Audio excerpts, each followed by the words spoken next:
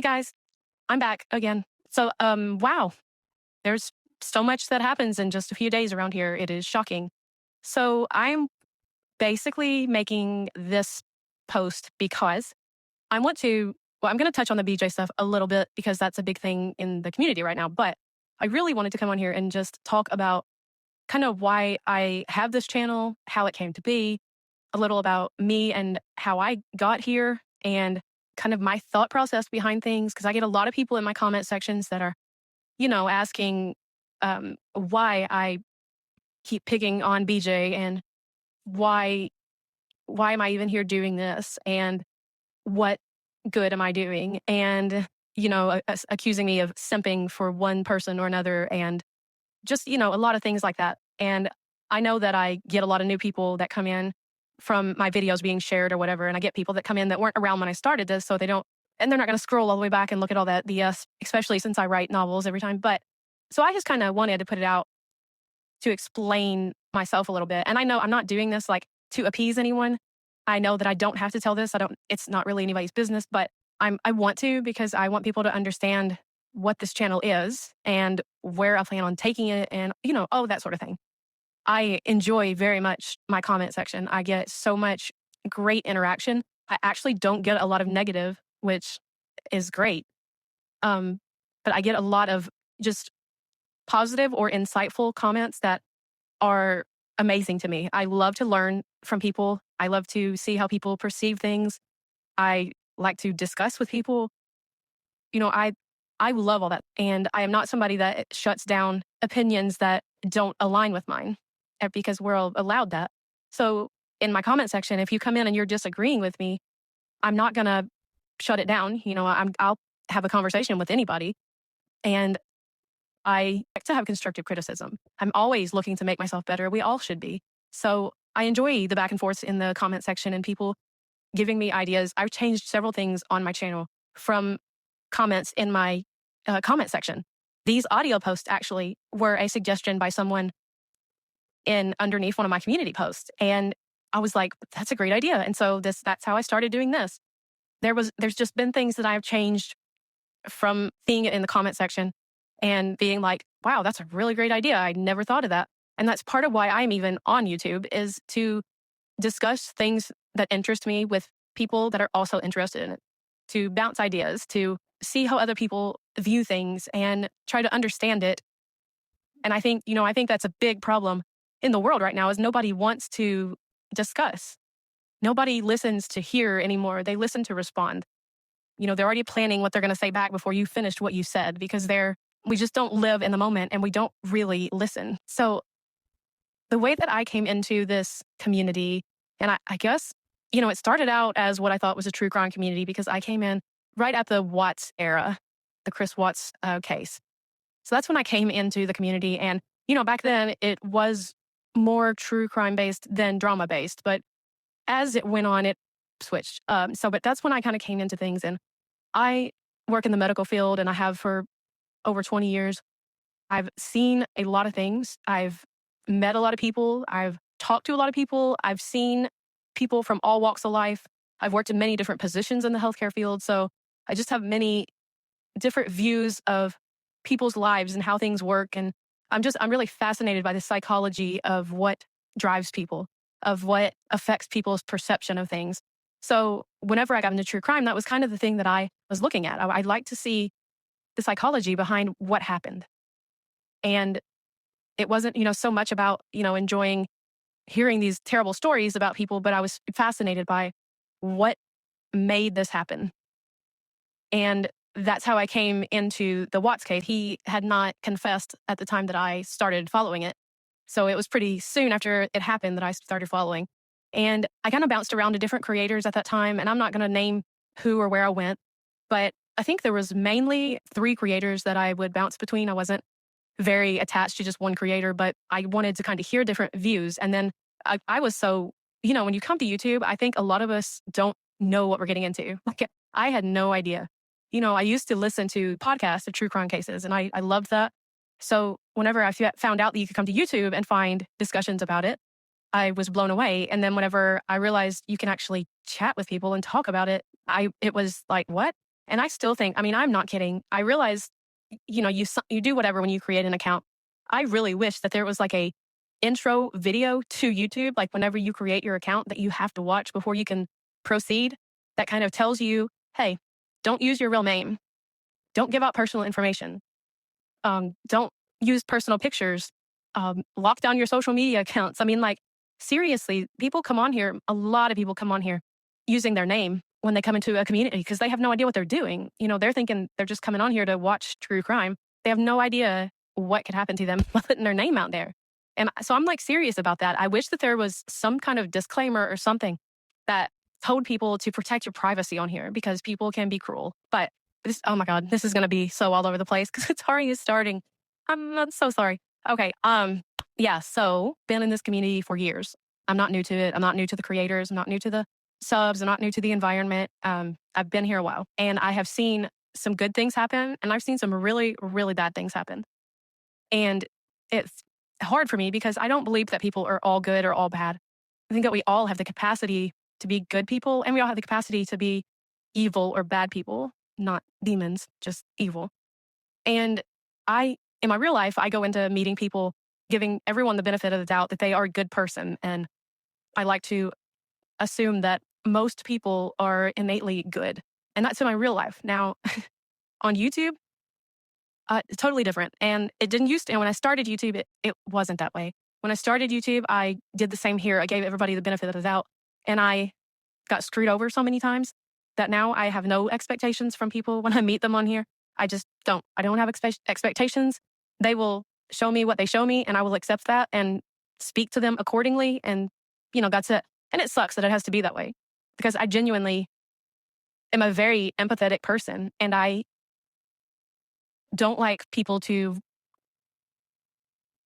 feel negative or be negative. And so I don't like to not be able to give the benefit of the doubt, but you just can't around here.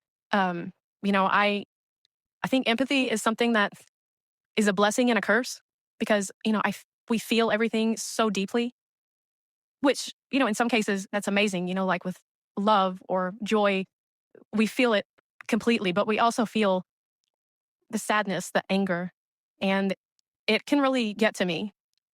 I'm going to tell a funny story. That's not funny, but I first discovered I was an empath and not at the time. Now I'm looking back at this. So don't, before people start saying I'm making it up or whatever, looking back on this now, I see why. And I don't know why. This is one of my few childhood memories I have. But I remember waking up one morning on a Saturday, going into the living room before my parents woke up, turning on the TV, and I started watching a documentary. I was probably like 7 or 8 years old. Started watching a documentary about sled dogs in Alaska. And I am a big animal lover, love every animal. So I sat and watched this documentary. And at the end, the dogs ended up dying.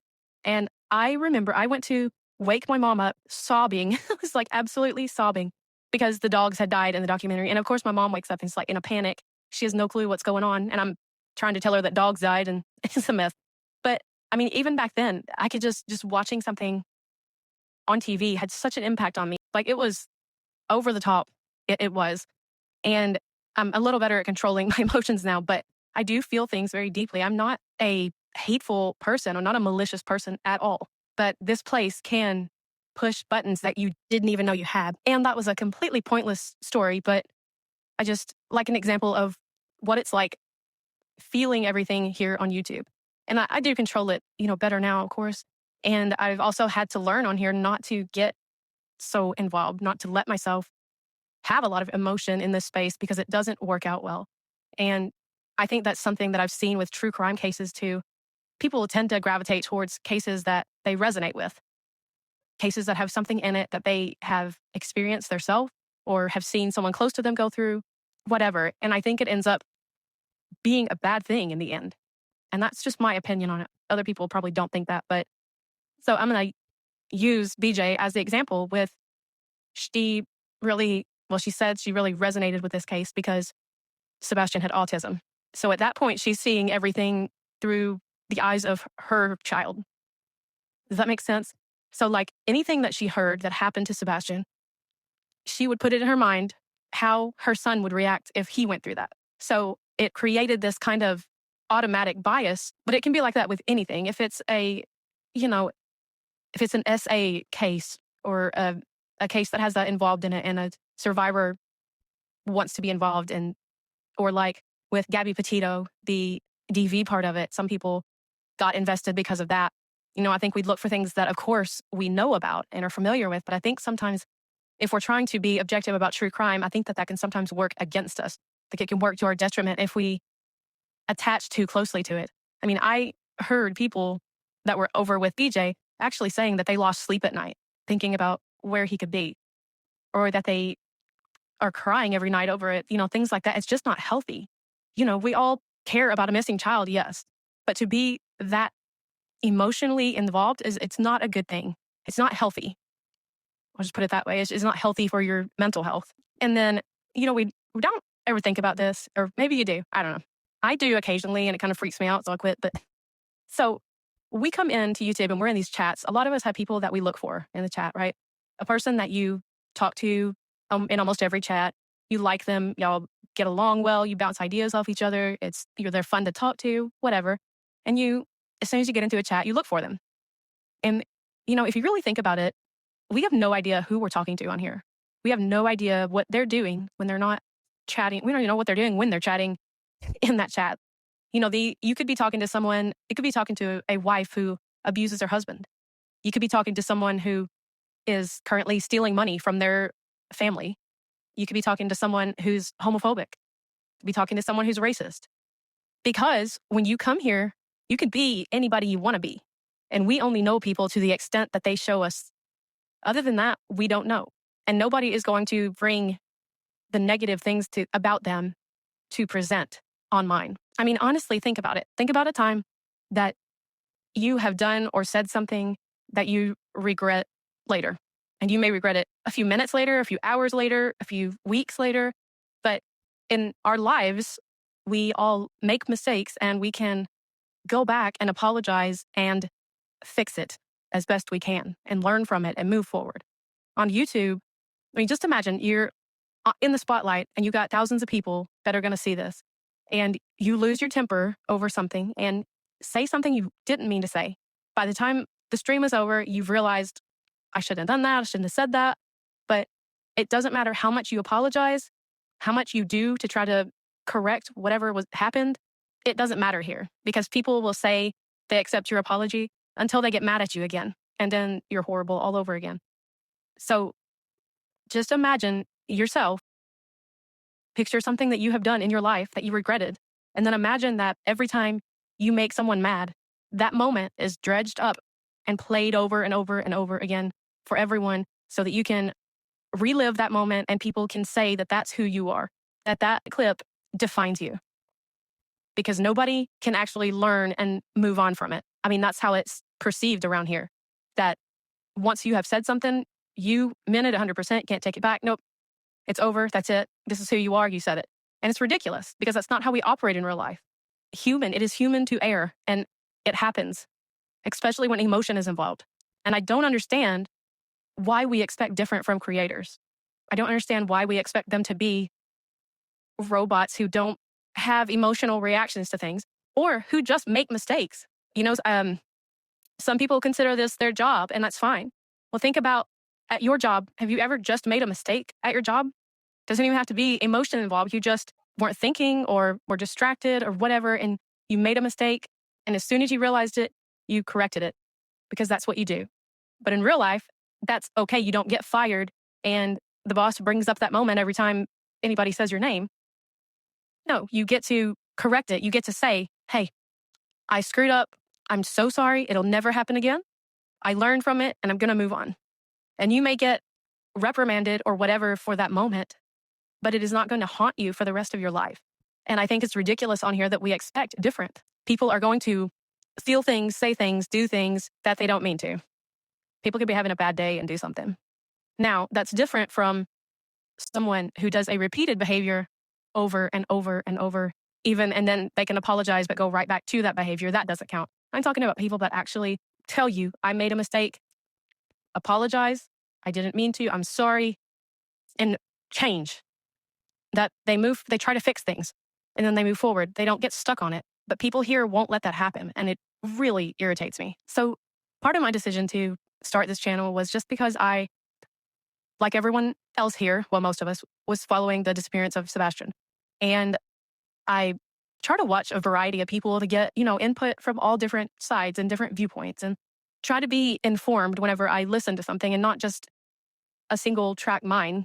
And I sat and watched BJ for the first time get a parent that was willing to be in our chats and come up on her panel. And I saw her embrace that fully and begin defending him as if that was her best friend and that she knew him personally and knew that he was innocent and knew that the other parents were guilty with no evidence. And I watched her get really nasty towards people and poke at any creator that didn't agree with Seth. And I watched her go after the mom and the stepdad with very accusatory language. Now she's going to say, I never accused them of anything. I never accused them of anything. I didn't. Okay, so she doesn't ever come out and say, I think they harmed him. But she does things in a roundabout way where you know what she's saying. She's implying it. There's no other way to interpret some of the statements that she's making. And again, this is a VJ way of avoiding responsibility because she's all slick and snaky and goes all around this topic but doesn't touch it. So she lets her chat completely make accusations and say horrible things about the mom and stepdad. She will pin comments that are horrible. She'll let her panel guests say horrible things like they hid the body, things like that on her panel, and that's okay.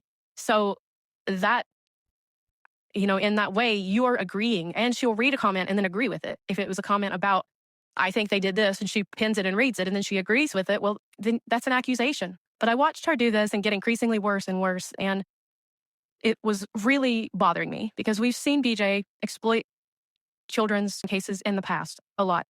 And that's nothing new. But because she now had the backing of a parent, and then when At Night joined, it became an even bigger thing. She felt 10 feet tall and bulletproof and was on top of the world and could do anything, And once I saw that happening, I started watching a lot closer. And I finally decided, look, I finally decided that I wanted to show what was happening because I know a lot of people don't go to a bunch of different channels. And so in the beginnings, some of the things that I focused on were the things that were being said in different chats that were outright accusations towards parents. And we had no evidence from law enforcement saying that anyone was guilty. Nobody had been named an actual suspect, like publicly. I know that Seth had named himself a suspect, but publicly it hadn't been stated by law enforcement that there was a suspect. So I was watching this happen and I wanted to address it. I wanted people to see what happens when a true crime case comes into social media because it is toxic. Every time it is toxic. So when I started out, it was based more towards true crime cases and the effect that social media can have on them because I have watched, as we have gone through the Watts case, the Long case, just all the cases, we have seen social media step into cases and cause chaos. And this is just my opinion. My opinion is things escalated greatly whenever we had people going to the victims' families' houses and protesting. Whenever it crossed over from us just talking about it online to people actually going and being there, I think, from my point of view, that is where things in our community changed.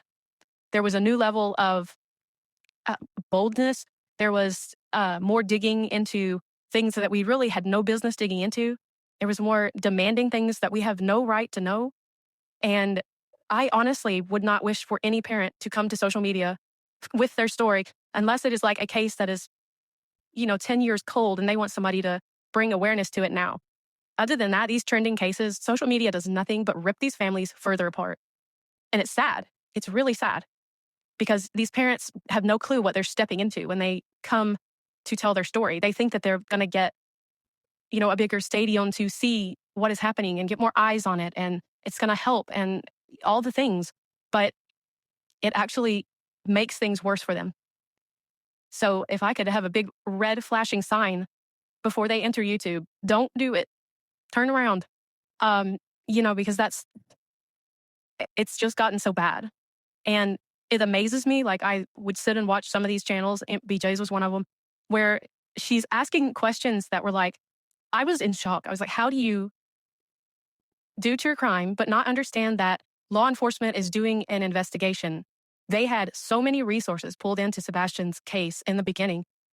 They didn't not notice that there was a second phone somewhere. I mean, like, for example, the Texas Roadhouse footage, when they're analyzing Katie's hand movements in her lap, trying to say she had a second phone and she was hiding it. And did they check the phone? And I'm like, do y'all really think that TBI and law enforcement is that inept that they didn't see something that you did?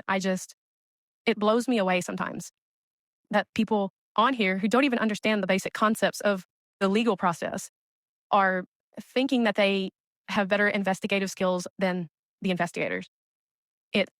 I cannot tell you how much it aggravates me to hear the stupid questions. Do you think they checked that phone? Do you think they traced that? I mean, it's just like, what are you doing? What are you doing? So that's what I originally started this channel for, was to highlight the damage that people do to these families if they come to social media with their story. And actually, they don't even have to come to social media with it. If it's just a trending case that somehow picks up, they're going to be thrust into it, whether they like it or not.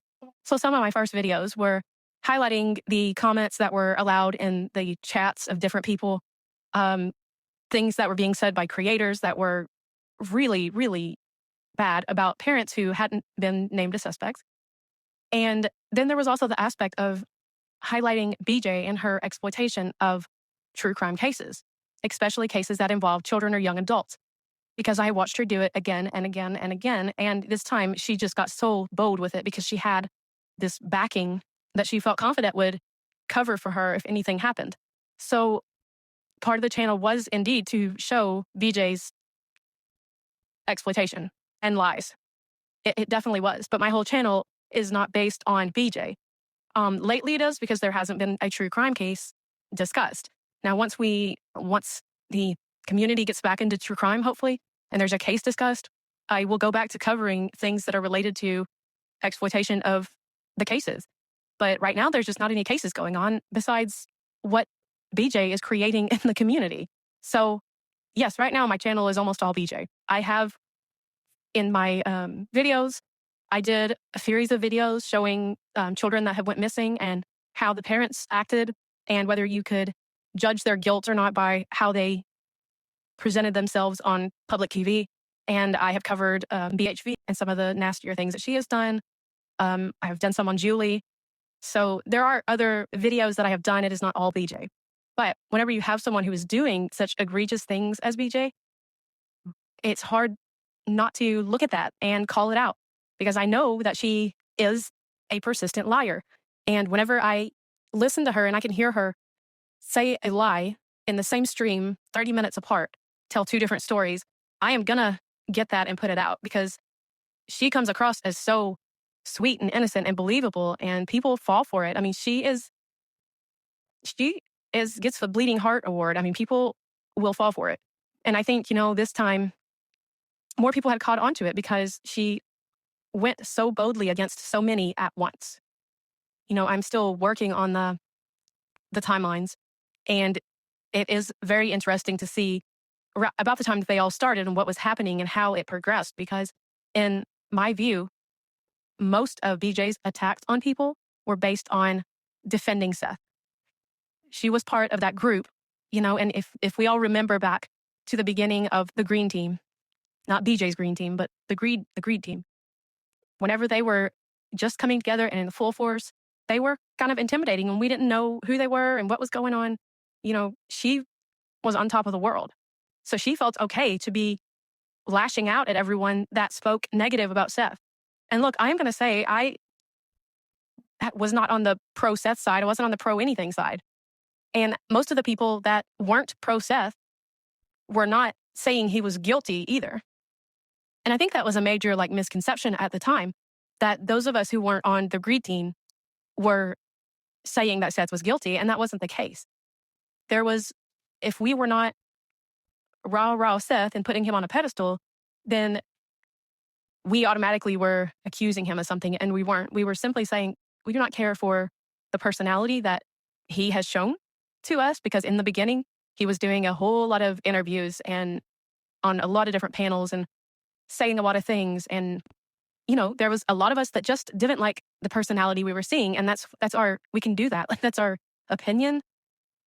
We were not saying that he was guilty because we didn't like his personality. we actually were looking at what was odd from both sides of parents and pointing out what could be and looking at the exploitation of it. So, I saw Granny get put into this injunction. And it was strange because Granny was someone who really tried to look at both sides. She would flat out say, we don't know these people. They're not going to come to us and confess that they did something. They're not going to tell us if they're guilty. We have no clue who these parents are, who these people are. We know nothing other than what they're telling us. I'm not going to say anybody's guilty. And Granny was one of the biggest supporters of that, of not siding with a parent and looking at both sides. Just because she could review Seth's interviews, because at the time there was more of Seth's interviews than Chris and Katie. So of course that's what she was reviewing because that's what was available. But she was not blaming. I cannot tell you the number of times she would say, we don't know these people. I see things that look suspicious on both sides. And yet she gets put into a legal filing over it. So I really thought that was interesting because there were people that were picking a side. And of course, if you've watched my videos on the RICO and how it came about and the messages and the timeline and all of that, you know what I think about it. So as a community, it was not a Seth guilty, Katie guilty side. We didn't have that. And the people that were supporting Seth wanted to keep pushing that simply because Chris and Katie would come over to that side and do interviews because they're not going to go over there where people are basically saying that they harmed Sebastian. So they come to the side that is not abrasive to them. Does not mean that we were accusing Seth of doing anything because Chris and Katie were doing interviews over here. I don't know if that makes sense, but that was just a big thing that was going on back then. Nobody wanted to actually sit and listen to what was being said. If you weren't pro Seth, they just automatically assumed that you were blaming him if you said a negative word about him. And that wasn't the case. This was all based on what he was presenting to us as a person and whether or not we liked that personality. And that's it. And I think that's how it should be whenever a true crime community is looking at a case. We should not be siding with a parent, especially when law enforcement is not saying one side is a suspect or not, or, we just should not be assuming guilt with no evidence and no announcement from law enforcement that they're looking at someone as a person of interest. We should be looking at everything and considering everything and not getting tunnel vision because we've made friends with a parent and they're willing to come on our panel so we get bigger numbers because everybody knows that BJ is all about the numbers. And that was a big driving force for her. So that was something that I wanted to highlight whenever I started the channel, was just looking at the accusations being made and how unfairly that was happening. And then as, time passed with Sebastian being missing and there's no new evidence or anything coming out about it, it's like you don't need to keep talking about it every day because you're just rehashing the same things over and over and over again. And for BJ and the Greek team, that meant reviewing Chris and Katie's interviews over and over and over again and getting nastier every time they did it. So I switched over into covering the BS that BJ's doing. And a lot of other people did too, because she also transitioned into drama. She didn't start a new case. She had at that time dove headfirst into drama and was fully immersed in it. So all of the creators that she had started attacking because they were talking negatively about Seth were now coming back at her. And she wasn't backing down. She was fighting back. This was a back and forth that continued. And BJ had jumped headfirst into the drama at one point because there wasn't news about Sebastian and there was no bump in her words, case that she could latch onto to make her next year's content out of. So my channel also transitioned into covering the BS that she was doing. And I do have a life. I do have a job. I do have children. I do have a husband, a dog, and I am busy a lot of the times. I also have health issues that I manage. So I'm not consistent on here with posting things. I do not spend all my time on here. I can put an earbud in while I'm working and listen to streams so that I know what's going on to do like these or to do a short video, whatever. And the longer videos, that's why it takes me so long to get them done because I have to do little bits at a time because I fit it into my life. I don't mold my life around YouTube. I mold my life around my family and then I fit YouTube in where I can. So contrary to some people's belief, I am not addicted to the drama on here and glued to my phone every second of the day. So I got into true crime because of the psychology. It fascinates me. How people make the decisions to do the things they do and how people react to things. And I love that part of it. So I was kind of curious about people that come to social media for validation and what fuels that and what happens in their brain to make that, quite frankly, an addiction. So I did some research on it because I like to know what I'm talking about before I talk on it. So I usually think that's a good idea. I don't know. But I looked some stuff up, and so I'm going to tell you about it. Hope you're ready for Psychology 101. But really, so seeking drama for online validation is a cycle of low self-esteem, dependency on external approval, and a dopamine-fueled feedback loop that's created by the algorithms in social media.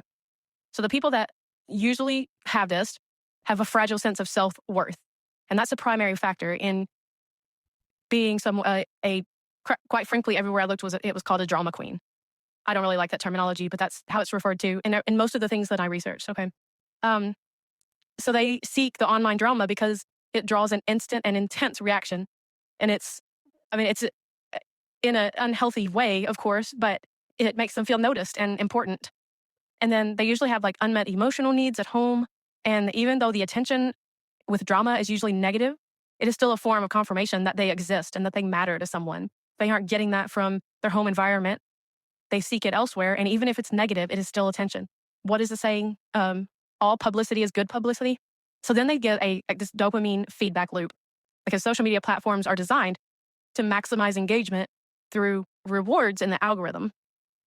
So when a person does the dramatic content and receives a surge of likes, comments, shares, or number of people in their chat, their brain releases dopamine. It's light to hit of something. It creates a rewarding feeling that reinforces that behavior in their brain, and it conditions them to actually seek out more drama to get their next hit of validation. So their brain, they're actually getting conditioned to seek it, whether they know they're doing it or not. That is something that the more that they seek it out and the more that they get the validation that they're looking for, the more attention they get, their brain is conditioning to needing it, much like a substance. And this can also lead to an addiction to unhappiness. And this is a cycle where the ego drives the person to complain, resent, and seek out chaos. And the individual becomes addicted to the stress hormones produced by constant conflict, seeking out drama for low-level excitement and anxiety, because it is a feeling. If they are depressed, low self-worth, even the anxiety of the drama is making you feel something intensely. And then it's instant gratification on social media. It's immediate access to mass audience, allowing the creators to get instant attention. The speed and scale of the feedback is highly appealing to those with a constant craving for validation because it's always there. And then it's also creating a distraction for confronting their own problems and insecurities. So if they are fixating or creating an external conflict, they can avoid dealing with their own deeper emotional pain. And I truly believe this for BJ because she has talked about how much time she spends on the phone with her mods during the day. So like her schedule was dropping the kids off at school, coming home, doing housework, but being on the phone with her mods while she does housework all day long on speakerphone, and pick the boys up from school and then supper and then online for the night. So she literally appears to be filling every time void in her day with something where she is not alone with herself, where she is not in the quiet, having to face whatever it is that she is lacking in her life. And I truly believe that for her. I believe that this is filling some type of void. I believe that the drama on here is what makes her feel good. And I do not know what her and her mods talk about all day. I know what mods from the past have said, that it's mostly drama and stuff that is going on online, listening to other streams together, that sort of thing. But it's pretty much YouTube 24/7 around her. And I think that it is a big distraction and it keeps her from being alone with her thoughts. I don't know what it is that she is avoiding or what it is that's going on with her, but from what she has described, it really sounds like she does anything she can to avoid being alone with herself. And that's so unhealthy. Like I feel like everybody in that home has a little bit of codependency going on because we know that BJ is constantly talking to someone 24/7 if she's not dozing off. We know that Craig cannot do anything for himself. He cannot cook. He cannot give the kid a melatonin. He cannot pour a cup of juice. He can't turn the printer on. Like he comes to BJ for everything. And then we hear that BJ does everything for her children, including going to their room to turn a nightlight on. Like the codependency in that house sounds insane to me. And that's just my opinion based on what I hear. And BJ overshares like crazy. So we hear a lot. And then there's also the creation of your own identity online. You can present this idealized or exaggerated version of yourself, and it can help you build a specific online identity, such as being the victim or the hero. And that gives them a sense of purpose. And BJ's online personality has always been sweet Southern mama of an autistic child. That has been her role since she started her channel. When we occasionally see glances of who she really is, and it is not sweet Southern mama. But whenever she is on here, she can be that. And people will look at her and, oh, she's so sweet. I love you and all of that. But they're not even talking to the real BJ. And it isn't just attention-seeking behavior. Underneath that behavior is a person that's desperately trying to understand who they are, either because they never developed a sense of self or because their confidence was shaken by something in their life that set them back. When someone has a strong sense of self, provoking or feeling drama can become a way to assert their existence, whether consciously or unconsciously. Every reaction feels like confirmation that they are essential, that they're needed, that they're acknowledged as a person. And drama can actually become a substance of choice for those with abusive tendencies. I found this again and again when I was reading different articles about this. It truly can take the place of an addiction. And once blaming other people for your action turns into a regular practice, the person can shift into this egocentric behavior where these harmful traits become part of their self-identity and justified. That makes sense? Like their brain, if drama is the substance, and every time you have a surge in the drama, you get that feedback and you get that hit of dopamine, it becomes a conditioned behavior that you seek that drama and that hit. And it really can turn you into an egocentric person who it can self-justify everything you do. You can tell yourself that everything has a purpose and that you're not the problem and everyone is wronging you. Like they can really believe that in their head. But again, this is an addiction. And I don't know what's going on with BJ. I don't know what is causing her issues. Okay, I don't. What I do know is trying so desperately to show a drug test is stupid. It's embarrassing. It's pointless. It doesn't matter. And I said this on my last one. It doesn't matter what she shows. When you lie so much, people are not going to believe anything you throw out there. What is going to make people believe it is stop doing the action. Start sleeping, quit falling asleep on panel, and then nobody will question if you're doing anything or not. I don't understand what is so hard about that.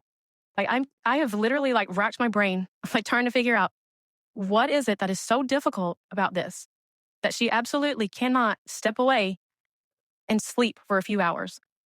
To me, it is unreal. I have seen her work harder at trying to prove this drug test than I have ever seen her work on anything.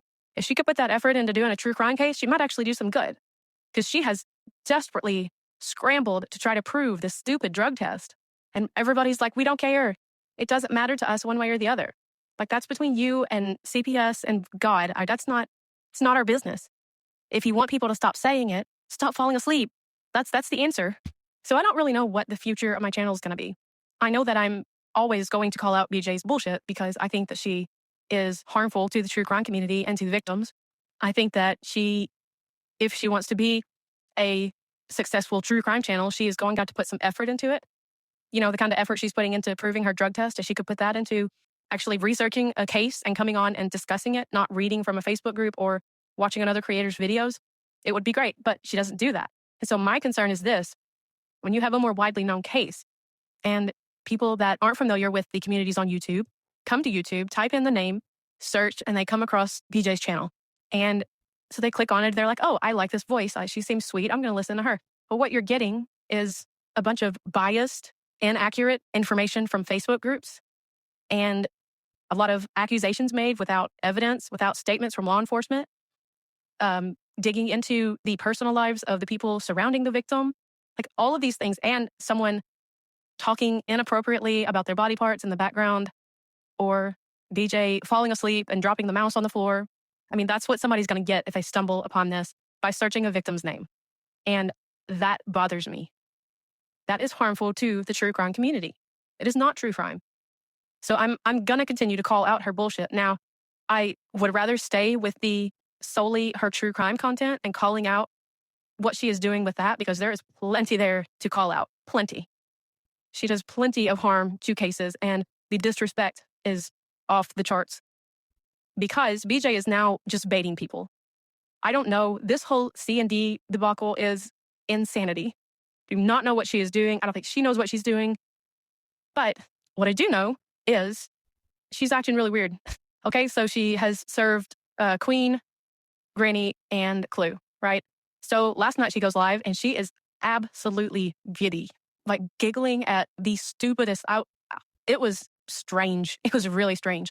But what she was doing was reviewing a stream of Jay. Oh no, I'm sorry. What she was doing was reviewing a video that someone made about Jay. So she was, and I hope she's not planning on sending Jay a C&D, because she was basically saying there that she thinks comparing her to a scrub daddy is hilarious, doesn't hurt her feelings. It's so funny.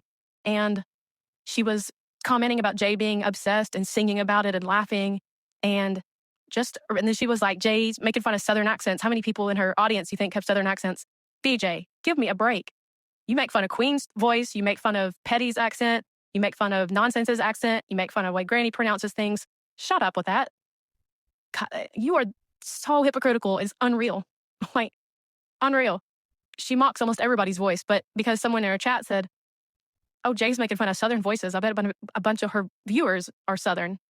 And BJ repeats it, and I'm like, are you kidding me right now? So, and as she starts talking about Jay and trashing her, she's like, I'm not speaking on anyone that I've sent the C&D to. Well, okay, Craig's in the background talking about a bald hillbilly, and he says Cletus's name at one point.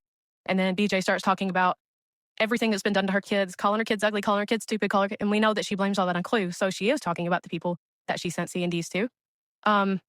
She cannot stop. I think she sent out those C&Ds, and now she's going to the people that didn't get them. So that's going to be Jay and Nonsense. And she's going to start poking them because she needs drama. She hasn't done true crime in 2 nights now. She's done just drama because, in my opinion, she is realizing that she is shit at true crime right now. She's not making money over there. She can't stay awake.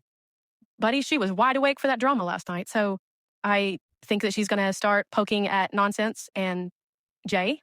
And whether she's doing that to eventually send them a C&D, which I don't know. I mean, I do know the purpose. There's no way that BJ actually thinks that she's going to take 5 people to court over this. That the amount of money that would take would be more than Craig's inheritance. It would be a lot of money. And for what? So I completely believe that this is all about YouTube. The way she worded those C&Ds were to put in things that she thinks would trigger TOS or community guidelines violations. I know that she has friends that are very familiar with taking channels down and have done so in the past that are likely helping her. In my opinion, the attorney was only used to put on the C&Ds to make them official to send to YouTube, and that she is following someone's plan of how to get a channel down. And that's her goal. I do not for 1 second believe that she plans on taking 5 people to court over this because, well, one, because none of it's defamation, so it's not going to go anywhere anyway, but that's the thing. So I don't know if she is now going to poke at Jay and Nonsense enough to get something to put on a C&D, which Clue and Granny's, they couldn't even find where they said the things that were listed on the C&D. So I don't know. Or if she's just going to poke at him to get content because she's not doing true crime right now because she literally can't do it. So I don't know. We'll see. But I guarantee you we're going to see her continue to poke at them and review them and take jabs everywhere she can. And I think it's just shitty. If people can't look at that behavior and say that it's shitty, if people can't look at the behavior that she's exhibiting right now, using CPS as content, using a drug test as content, saying that she's being harassed with poking at people, I mean, at some point, you have to see it. This isn't a dog pile on BJ. It just isn't. She is an active participant, and she is loving the attention. Anytime she gets a new supporter, she is loving it. And she has said, she has gone into other chats and talked about how happy she is. She's carefree, not a care in the world. Well, you're making all kinds of contradictory statements, which I love for you because there likely are going to be lawsuits coming up, but it's crazy. And I hope that everybody can see what she is doing with the things that she talks about because she is baiting people. She knows what the community concerns are with her, and she is going to lean on those to keep people talking about her. She knows that her children are a concern of the community. And so she's going to make sure they're heard. We know that she can mute in a millisecond when Craig's in the room because she knows that it can hurt her channel if he's back there saying hate speech or something inappropriate. So she knows where the mute button is at that time.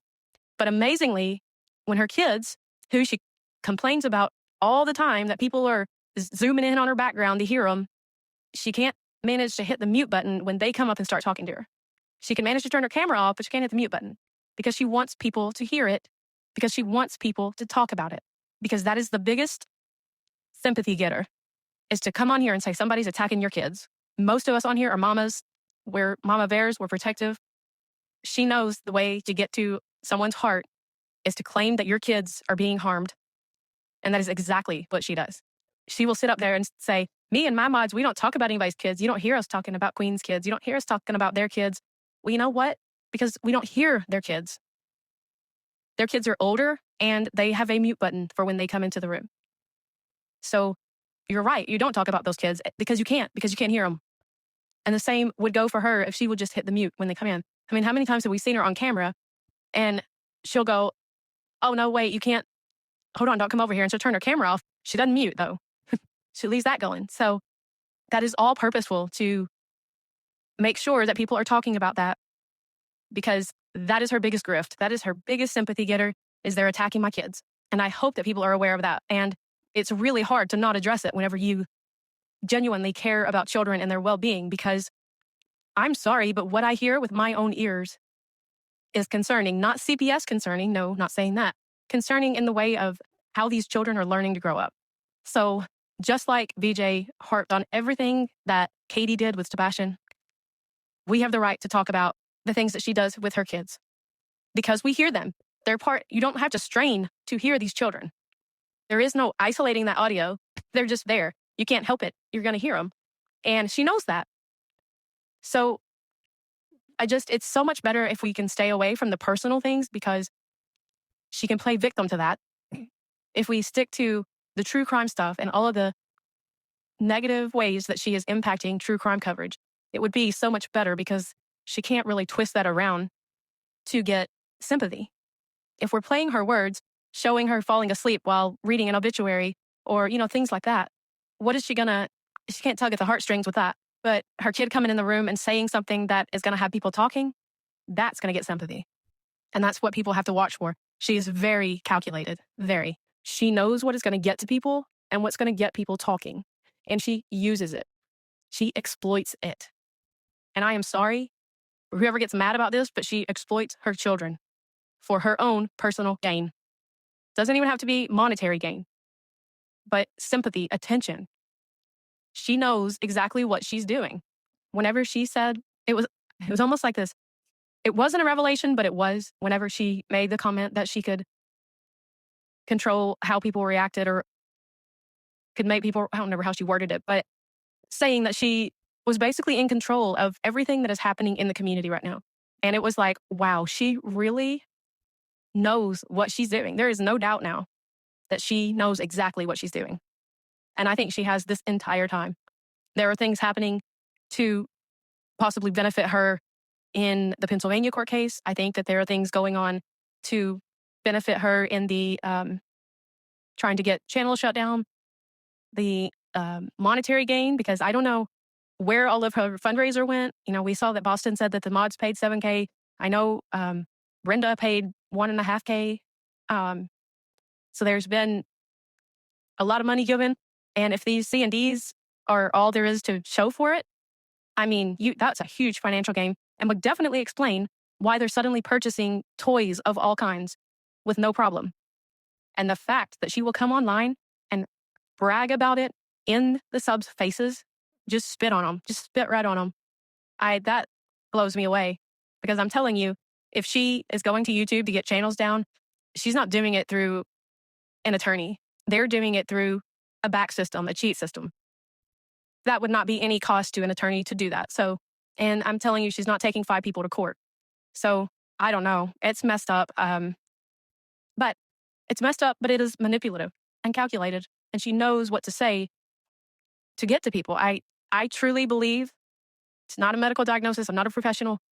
I believe that she is a covert narcissist. I do. And I think that, as with a lot of narcissists, they can target empaths, people with empathy, and manipulate them any way they want because they know that they have a heart and they know what they care about. And that's what they throw at them. And it's dirty and it's ugly and it completely dismisses the needs of her family to satisfy her own needs. I think lately too, we've been hearing a lot of things that are interesting. I mean, you've got Craig in the background talking about how to get rid of bodies. And then I cannot even imagine being the age of her children and my dad coming in and asking me why the devil is out to get me because I got a rash from a blanket. It's just unreal. And that's the kind of thing that we don't need to be hearing, but they overshare and don't mute. And who isn't going to talk about that when you hear something like that? I mean, seriously, that's not normal background noise. It's just not. And Craig was basically talking to the audience when he was talking about the whole barrel situation. And I think something that Craig said a few months ago was very telling as to BJ's personality, because he made a comment about he doesn't ever know what's going to make her mad. And then he said that correction is the issue. And I see that very much on YouTube. If she is criticized for something, she has to address it. She can't let it go. She has to justify, address it. And very much she does not like to be critiqued or corrected at all. Oh my God, I said that like her, at all. And I wasn't going to go into all this, but I was just going through my comment section and I found a comment from someone who used to be a supporter of my channel and now they follow BJ, which is awesome. Great. I don't care. That's not what this is about. What this is about is what was said, because I get these comments of, this is too much. When are y'all going to stop? When are you going to find your own content? This is too much for BJ. And like I am responsible for what the community is doing. And I'm sure other creators don't enjoy this either. Don't throw the community's actions into my lap and say, look what you're doing. You're doing too much. No, I'm not. I'm not doing real life stuff. And I'm going to say what BJ has said repeatedly on her channel. This is my channel. I will post content about whatever I want to. Everyone who makes a comment in my comment section, you have your own channel. Fire that up. Defend DJ. If you think that there's too many people going live against her, get your channel going, defend her. But don't come over here to tell me what I can and cannot say. And don't come over here and throw it in my lap like I am coordinating everything that is happening to her. I am over here giving my opinions on things and playing her words. I don't go real life. I don't agree with real life. That's not me. So don't put that on me. But what fascinates me is this. Whatever happens to BJ is the worst. Nobody has ever had CPS called more than once to their home. Nobody's ever had the police called to their home. Nobody's ever been reviewed daily by someone. Nobody's ever had their kids spoken about. Nobody's had their house posted on here. Ridiculous. Ridiculous. I have been here for several years. I have seen multiple creators go through the exact same things, sometimes worse. I have seen creators have CPS called more than once. I've seen the police come out. I have seen people's children actually be brought into conversations and spoken about, including doxing things out about them. The difference here is the response. BJ turns everything into content. The creators that I have seen have CPS involved or called on them, they usually will come live and be upset about the call being made. And that's it. We don't hear about it for weeks and weeks and weeks. We don't hear about what they said was wrong or right or what they took pictures of. We don't hear all that. We know that they came and that's it. So, and here's my thing with this. CPS is not there for the parent. CPS is what it is, Child Protective Services. Their job is based around the children in a home. Therefore, everything involved in that investigation is because of those children. That is their report. That is their private lives. Just as I didn't believe Sebastian's should have been discussed online, because that is very personal to these children. And how embarrassing to have details of that put online. As a child, if your parent brought something like that to YouTube and started speaking about the private things that go on in your household and the fact that you had to talk to a social worker and have that involvement, why are you doing that to your children? Because that is their report. It is not your report. And I firmly believe that. I don't think anybody's CPS reports should be brought here and used as a weapon because that is to protect a child. It is a child's privacy. And then we go back to the whole, they want my kids taken from me. And BJ saying, if I tested positive, they would rip these kids out of my home. So several things with this. First of all, the freaking drug test results. You can go back to my last audio post that was made before she started trying to present results to people. I said there is no use in doing that. There is no purpose in exposing your private info on here because nobody is going to believe it no matter what you do. I don't care if it's got a certified seal of approval by the president, people are not going to believe it. And that's exactly what happened. She put it out here and people are questioning it right and left. And now it's a big thing. And I don't understand why.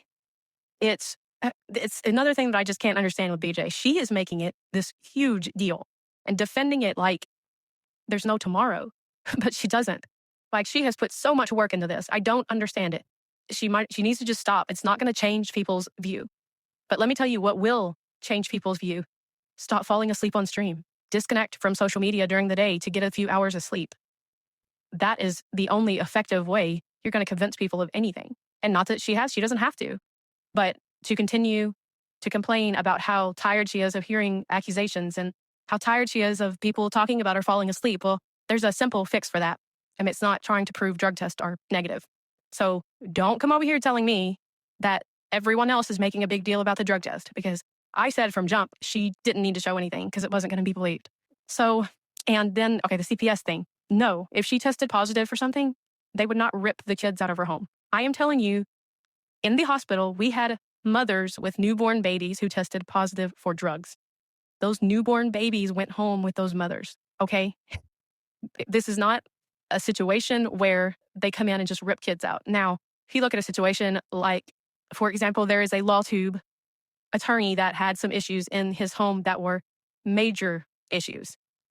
Like, you walk in the home and it is a danger to the children as soon as you walk in the door. That's a different story. But to come in and do a random drug test on a parent and it should come back positive for one thing or another, the response is not, okay, we're taking your kids. That's not how it works. So there's that. And I do not believe for one second that anybody wants her children taken from her. I believe that they want those children to have a good, stable, loving environment and home where they are heard and seen and valued. That's it. And then this person brings up that people are getting tired of the group that is attacking BJ and people are leaving, and pretty sure some of the biggest financial supporters are getting ready to leave to go to BJ. So here, first of all, I don't care. I'm not on here for money or numbers. I don't tag BJ. I don't even use her channel name in anything that I'm doing over here. So I really could care less. I do not see people as walking piggy banks and their value is based on the amount that is held in their piggy bank. I don't care. Everyone has the same value. Everyone's input has the same value. I don't care. If people want to start supporting BJ because they're tired of the content against her, go. Like, I almost feel like this is being threatened. Like, if y'all don't stop, your biggest financial supporters are going over there. Okay. It doesn't affect me one way or the other. People can watch what they want to watch. I'm not convincing anyone of what to do or where to go. So if people are tired of the daily attacks, that is fine. They don't have to watch. They can go over there. Great. Donate to her. Great. It doesn't affect me. And it was just a strange statement to make to me that the big financial backers are getting ready to go over there. I mean, I don't. Okay. I mean, I don't. Honestly, that's a little bit insulting to me because there's not a person on here that I look at any differently because they donate more than another. You know, as a matter of fact, I have a clip of Craig saying, what can a viewer do for me if they aren't giving me $1? So if you want to spout the rhetoric of the big financial supporters are leaving, those are the people that are concerned with the viewers that have money to give. I could care less. I'm going to treat you the same whether you are a millionaire or whether you live on a dirt floor home in the middle of nowhere. So I'm not sure why that was even brought here. But I have actually seen a creator have their child's social media handle put out to all of YouTube. And people looking into it and pulling pictures off of it and commenting on the pictures that were in there. I have seen a creator's child have mental health struggles on here and it be used to make accounts with her name and mocking the mental health issues. I have seen creators' children's workplaces be found out, doxxed, and called on here. So miss me with the BJ has it so much worse than anyone. You know, there are lots of creators that come on here and get this type of review done. You know, Natasha Cooper was one of them. Granny went through it for a while. I know Nonsense went through a lot of it. I know that Clue has gone through a lot of it. The difference is the response of turning it into, poor me, everyone come over here, feel bad for me, and turn against those people, as opposed to, this happened, I'm pissed about it, and I'm done talking about it. Or logging off, because both Granny and Clue logged off for a little bit whenever things got bad. I'm sure Nonsense did too. I wasn't around for that, so I don't know. But that is the difference. She is not special. She is not being picked on any more than anyone else. She just keeps it going. She just keeps poking those embers, keeping the fire going. Oh, and this isn't an important point, but it was brought up. So, the thing that, boy, y'all are really ripping her apart because you're talking about her dirty fingernails. I guess that this person missed how many times BJ looked at Nonsense's fingernail and said, like a middle school child, looks like you wipe your ass with your fingernails. That was BJ that said that. That's the reason anybody even looked at her fingernails, because she has done it to others and spent time on looking at Nonsense's fingernails and then remarking on it every time she talked about Nonsense for a while. She's also done it to Queen Bee's feet. I'm sorry, she's not innocent. Nobody has clean hands here, BJ especially. So yeah, people were talking about her dirty fingernails because she is the one who was pointing it out on other people. And I'm just going to tell you that, yes, Granny has said she hates BJ and talks about her still. Do you want to know why? Do you realize that for the past year, Granny has been dealing with an attorney that cost a lot of money, that she was thrown into litigation right at the holidays with no warning, nothing, and has had to hire now multiple attorneys because of some of the actions of BJ. So yeah, Granny can hate BJ and still talk about her. She has every right to. BJ is trying to destroy her and her channel. And that's something else. I'm going to be making a video soon of all of the comments about taking people's channels down, because I don't believe in that. Nobody should have their channel taken down. But I will get something together so that YouTube knows that there is attempts being made at taking down numerous channels, because they do not approve of that. So I think that's all I had to say. I just saw that comment and it kind of was like, really? So I wanted to address a few things so that everyone is clear about it. BJ can turn anything into the most dramatic, worst situation that has ever happened to anyone on YouTube. And she's very good at it. She's a very, very skilled manipulator.